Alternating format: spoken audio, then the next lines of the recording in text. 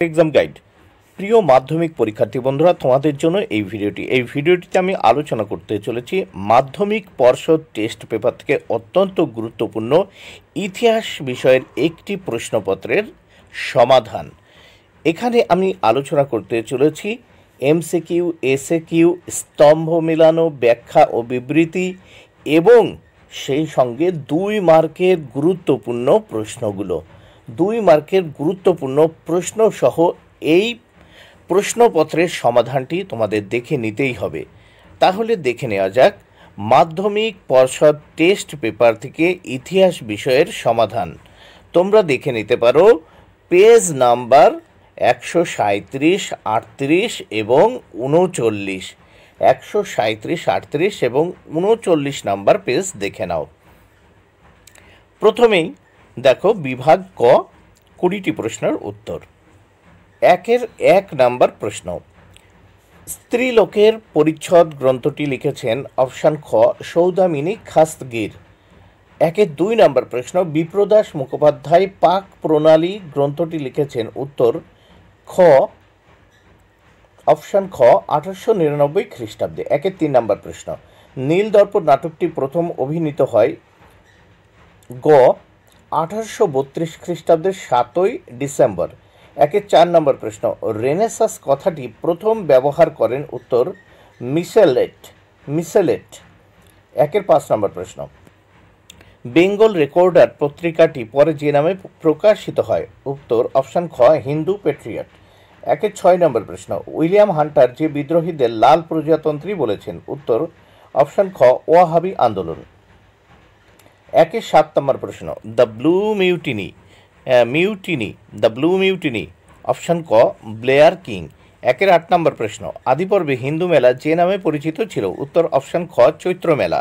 9 নম্বর প্রশ্ন, সত্যানন্দ চরিত্রটি যে গ্রন্থে আছে উত্তর অপশান গ আনন্দমঠ। 10 নম্বর প্রশ্ন, সিপাহীরা বাহাদুর শাহকে ভারত সম্রাট বলে ঘোষণা করে 1857 খ্রিস্টাব্দের অপশান গ 11ই মে। 1857 খ্রিস্টাব্দের 11ই মে।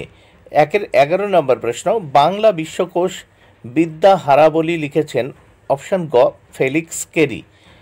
12 নম্বর প্রশ্ন, প্রথম সচিত্র বাংলা বই অন্নদামঙ্গল প্রকাশিত হয় উত্তর অপশান খ 1816 খ্রিস্টাব্দে।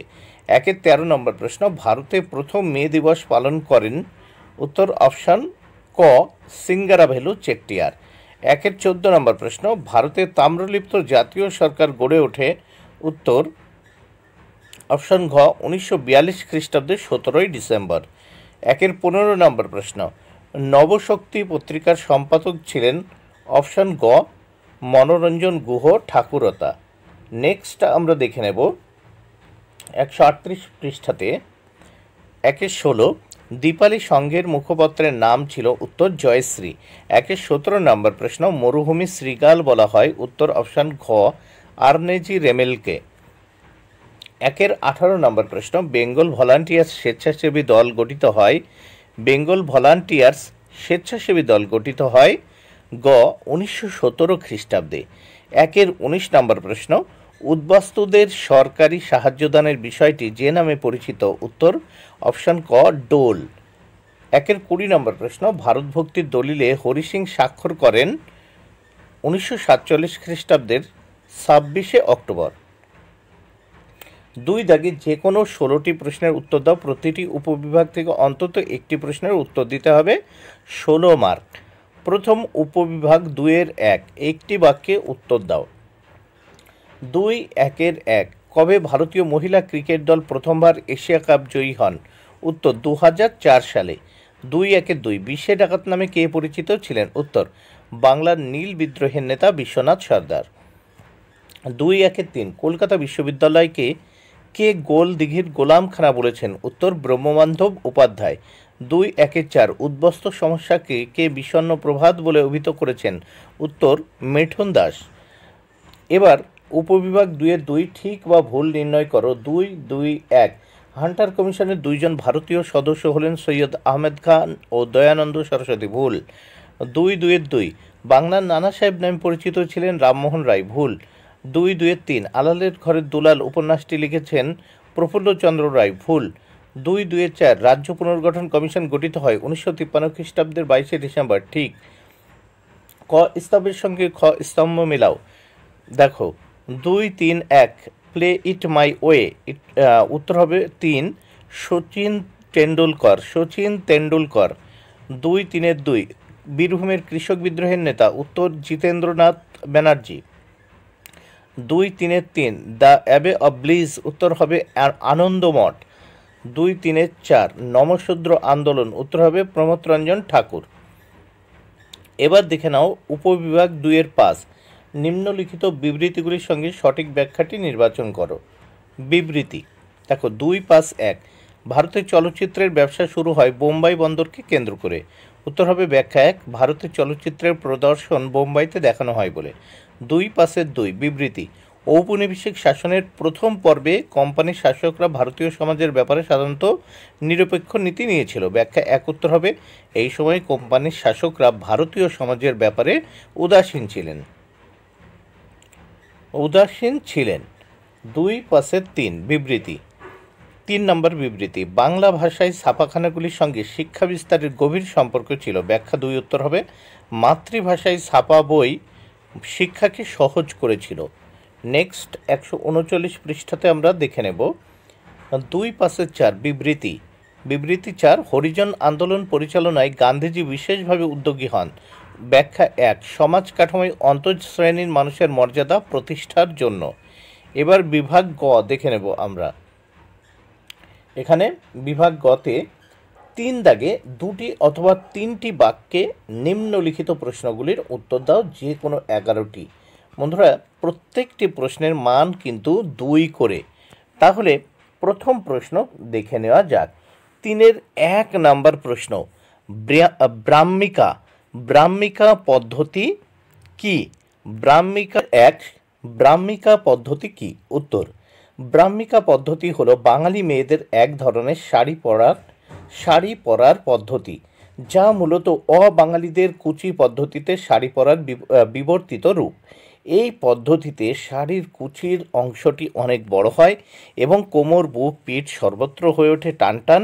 বর্তমানে বাঙালি মেয়েরা এই পদ্ধতিতেই শাড়ি পরেন।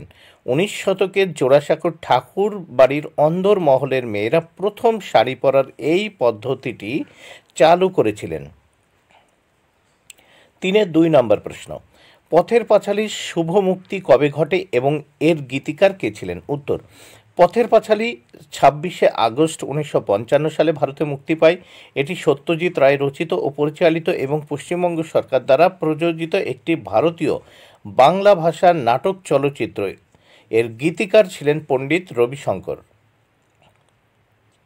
3-3 ব্রাহ্ম সমাজের আন্দোলনের ফলে 1872 সালে ব্রিটিশ সরকার বাল্যবিবাহ, বহুবিবাহ প্রভৃতি সামাজিক কুসংস্কারগুলি নিষিদ্ধ করে এবং বিধবা বিবাহ এবং অসবর্ণ বিবাহকে স্বীকৃতি দেয়। যে আইনের মাধ্যমে ব্রিটিশ সরকার এই ঘোষণা জারি করে তাকে 3 আইন বলে। 3-4 নম্বর প্রশ্ন কবে পটলডাঙ্গা একাডেমি প্রতিষ্ঠিত হয়? এর বর্তমান নাম কি? উত্তর ডেভিড হেয়ার 1817 খ্রিস্টাব্দে কলকাতায় পটলডাঙ্গা একাডেমি প্রতিষ্ঠা করেন। এর বর্তমান নাম হেয়ার স্কুল। 3-5 নম্বর প্রশ্ন রানী শিরোমণি কে ছিলেন? উত্তর মেদিনীপুরের রানী শিরোমণি ছিলেন চোয়ার বিদ্রোহের অন্যতম নেত্রী। এই চোয়ার বিদ্রোহে অসামান্য অবদানের জন্য রানী শিরোমণি বিখ্যাত। 3-6 নম্বর প্রশ্ন কে কাদের বাউল বা পাগলপন্থী ধর্মে দীক্ষিত করে তাদের সাম্যবাদী আদর্শে দীক্ষিত করে? উত্তর ফকির করিম শাহ গারো উপজাতির মানুষদের বাউল বা পাগলপন্থী ধর্মে দীক্ষিত করে তাদের সাম্যবাদী আদর্শে দীক্ষিত করে। 3-7 নম্বর প্রশ্ন ব্যঙ্গচিত্র কেন আঁকা হয়? উত্তর ব্যঙ্গচিত্রগুলি হয় অপমানজনক বা প্রশংসাসূচক হতে পারে এবং একটি রাজনৈতিক উদ্দেশ্যে পরিবেশন করতে পারে উদ্দেশ্য পরিবেশন করতে পারে, শুধুমাত্র বিনোদনের জন্য বা উভয়ের সংমিশ্রণের জন্য আঁকা হতে পারে। 8 নম্বর প্রশ্ন, শিক্ষিত বাঙালি সমাজ কেন 1857 বিদ্রোহকে সমর্থন করেনি? উত্তর, আধুনিক শিক্ষিত বাঙালি সমাজ 1857 সালের বিদ্রোহকে সমর্থন করেনি কারণ তারা বিশ্বাস করেছিল যে ব্রিটিশ শাসন ভারতকে আধুনিকীকরণে সাহায্য করবে। তারা পুরাতন শাসক ও প্রধানদের প্রতি সহানুভূতিশীল ছিল। 9 নম্বর প্রশ্ন, শান্তিনিকেতন আশ্রম কি? উত্তর, শান্তিনিকেতন আশ্রম রবীন্দ্রনাথ ঠাকুর এবং তার পিতা মহর্ষি দেবেন্দ্রনাথ ঠাকুর দ্বারা প্রতিষ্ঠিত একটি সাংস্কৃতিক ও শিক্ষামূলক কমপ্লেক্স। এটি ছিল শিক্ষা এবং আধ্যাত্মিকতার অনন্য মিশ্রণের জন্য বিখ্যাত। 10 নম্বর প্রশ্ন, জাইলোগ্রাফি কি? উত্তর, জাইলোগ্রাফি হলো এক ধরনের মুদ্রণ ব্যবস্থা বা ছাপাখানায় ব্যবহৃত ব্লক ভিত্তিক এই পদ্ধতিতে কাঠ বা পাথরের ব্লক ব্যবহার করা হয়। তাহলে কি জাইলোগ্রাফি কি? জাইলোগ্রাফি হলো এক ধরনের মুদ্রণ ব্যবস্থা বা ছাপাখানায় ব্যবহৃত ব্লক ভিত্তিক এই পদ্ধতিতে কাঠ বা পাথরের ব্লক ব্যবহার করা হয়। 11 নম্বর প্রশ্ন, ভারতের কমিউনিস্ট পার্টিকে দিস বলা হয় কেন? উত্তর, ভারতের কমিউনিস্ট পার্টিকে দিস বলা হয় কারণ দলটি 2 বার প্রতিষ্ঠিত হয়েছিল। 1920 খ্রিস্টাব্দে রাশিয়ার তাশখান্দে মানবেন্দ্রনাথ রায়ের নেতৃত্বে প্রথম ভারতের কমিউনিস্ট পার্টি প্রতিষ্ঠিত হয়েছিল। দ্বিতীয়বার 1925 খ্রিস্টাব্দে কানপুরে কমিউনিস্ট পার্টির প্রতিষ্ঠা হয়েছিল। 12 নম্বর প্রশ্ন, কবে সর্বভারতীয় কিষাণ সভা প্রতিষ্ঠিত হয়? এর প্রথম সভাপতি কে ছিলেন? উত্তর, 1936 সালে জাতীয় কংগ্রেসের লখনৌ অধিবেশনে সর্বভারতীয় কিষাণ সভা প্রতিষ্ঠিত হয়। এই সর্বভারতীয় কিষাণ সভার প্রথম সভাপতি ছিলেন স্বামী সহজানন্দ সরস্বতী। 13 নম্বর প্রশ্ন, প্রথম কোন ভারতীয় নারী জাতীয় কংগ্রেসের সভাপতি হন এবং কবে? উত্তর, সরোজিনী নাইডু ছিলেন ভারতীয় জাতীয় কংগ্রেসের প্রথম ভারতীয় মহিলা সভাপতি। তিনি 1925 সালে ভারতের জাতীয় কংগ্রেসের সভাপতি নির্বাচিত হন। 14 নম্বর প্রশ্ন, দলিত কাদের বলা হয়? উত্তর, দলিত শব্দের দ্বারা ভারতের এমন কিছু জাতিগত গোষ্ঠীকে বোঝানো হয় যারা সচরাচর নিপীড়িত এবং অনগ্রসর জাতিরূপে চিহ্নিত। সংস্কৃত এবং হিন্দি ভাষায় দলিত শব্দের অর্থ হচ্ছে ভগ্ন বা ছিন্ন ভিন্ন। 15 নম্বর প্রশ্ন, 1950 খ্রিস্টাব্দে কেন দিল্লি চুক্তি স্বাক্ষরিত হয়েছিল? উত্তর, ভারত ও পাকিস্তানের মধ্যে শান্তিপূর্ণ সম্পর্ক স্থাপন, উভয় দেশের উদ্বাস্তুদের তাদের মাতৃভূমিতে ফিরে যাওয়া উদ্বাস্তুদের পৈতৃক সম্পত্তি ফিরিয়ে দেওয়া, অপহৃতা উদ্বাস্তু নারীদের ফিরিয়ে দেওয়া, সংখ্যালঘুদের অধিকার সুনিশ্চিত করা প্রভৃতি উদ্দেশ্যে 1950 খ্রিস্টাব্দে ভারত ও পাকিস্তানের মধ্যে দিল্লি চুক্তি স্বাক্ষরিত হয়। 16 নম্বর প্রশ্ন, পাঞ্জাব ও বাংলায় উদ্বাস্তু সমস্যার প্রকৃতিগত পার্থক্য কী ছিল? উত্তর, 1947 খ্রিস্টাব্দে ভারত বিভাজন এবং একই সঙ্গে পাঞ্জাব ও বঙ্গ বিভাজনের ঘটনা ভারতে উদ্বাস্তু সমস্যার সূচনা করেছিল। এবার পার্থক্য, পাঞ্জাব বিভাজনের সঙ্গে বাংলা বিভাজনের বেশ কিছু মিল থাকলেও পার্থক্য ছিল বেশি। যেমন 1, জনহস্তান্তর। পাঞ্জাব বিভাজনের ক্ষেত্রে পূর্ব ও পশ্চিম পাঞ্জাবের মধ্যে জনহস্তান্তর ও সম্পত্তির বিনিময় করা হলেও বাংলার ক্ষেত্রে তা হয়নি। 2, আগমন। পশ্চিম পাঞ্জাব থেকে পূর্ব পাঞ্জাবে উদ্বাস্তুদের আগমন ঘটেছিল 2 বছর ধরে, কিন্তু বাংলায় তা ছিল ধারাবাহিক। বন্ধুরা, ভিডিওটি ভালো লাগলে অবশ্যই লাইক, কমেন্ট, শেয়ার করো। Thank you very much. Keep watching my channel and my video.